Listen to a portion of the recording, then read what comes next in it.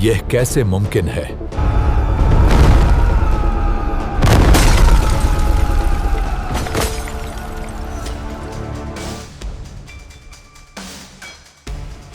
सोचो, एक ऐसी कौम जो पहाड़ों को काटकर महल बनाती थी, जिनके पास ताकत भी थी, दौलत भी थी, लेकिन फिर भी एक ही दिन में सब कुछ मिट्टी हो गया।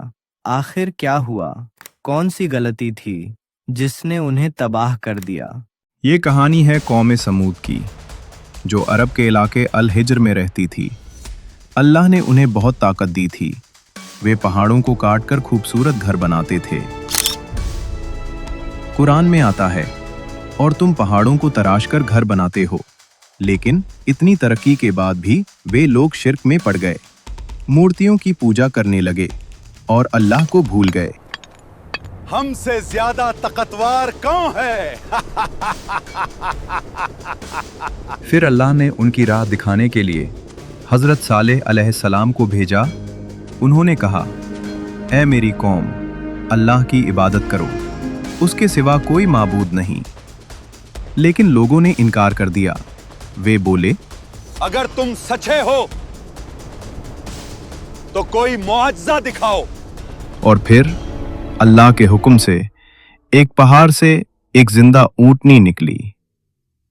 ये एक बड़ा मोजज़ा था। ये अल्लाह की ऊंटनी है, तुम्हारे लिए निशानी। हजरत सालेह अलैहिस्सलातु ने कहा, इसे नुकसान मत पहुंचाना, ये तुम्हारी आजमाइश है। लेकिन कुछ लोगों को यह बात पसंद नहीं आई। उनका घमंड और बढ़ गया।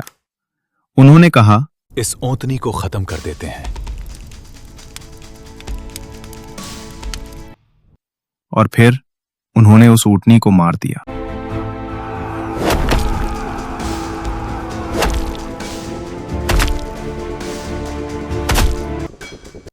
ये सिर्फ एक जानवर का कत्ल नहीं था, ये अल्लाह के खिलाफ बगावत थी। हजरत सालेह कहा, अब तुम्हें सिर्फ 3 दिन की मोहलत है, फिर अजाब आएगा।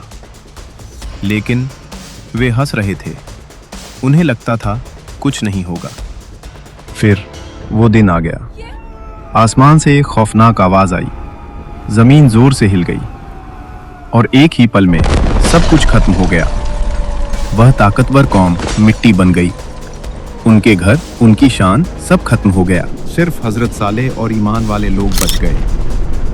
अल्लाह ने उन्हें बचा लिया।